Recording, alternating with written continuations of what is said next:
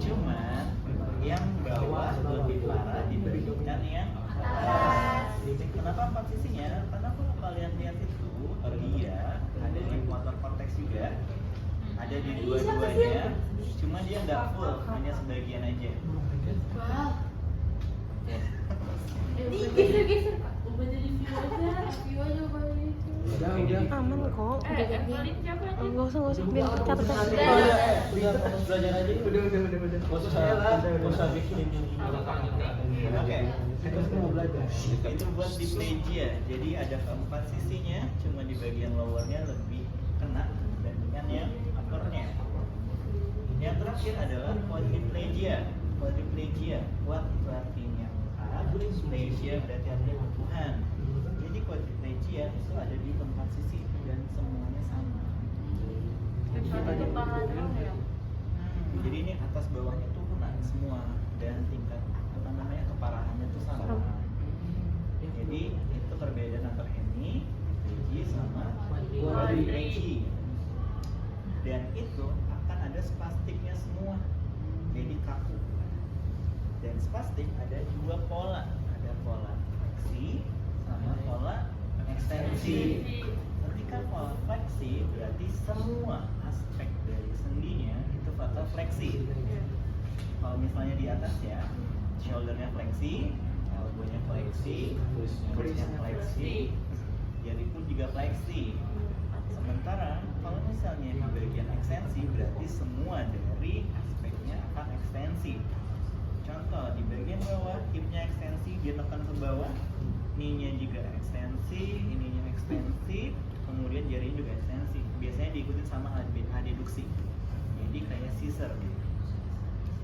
Kemudian untuk pola atas bawahnya itu bisa beragam, bisa jadi ekstensi semua, bisa jadi fleksi semua. Tapi biasanya buat yang atas cenderung untuk fleksi, yang bawah cenderung untuk ekstensi. Jadi kalau kalian diminta untuk mendemonstrasikan, berarti kalian harus tahu dulu apa itu pola fleksi, apa itu pola ekstensi. Sampai sini ada pertanyaan? Aman? Oke. Selanjutnya, habis plastik apa? Diskinetik atau athetoid. Oke, athetoid yang kena dia di bagian basal ganglia. Basal ganglia adalah organ di bagian otak yang gunanya untuk produksi dopamin. Dopamin itu gunanya untuk mengontrol atau mengoreksi gerak. Jadi gerak kita lebih terarah dan halus. Ketika dopaminnya dia bermasalah, maka si bagian yang kita mau gerakin dia geraknya bakal kasar banget. Contoh, aku mau ngambil kakinya dia, itu bakalan kemana-mana dulu. Sementara kalau dopaminnya bagus, dia langsung diambil halus.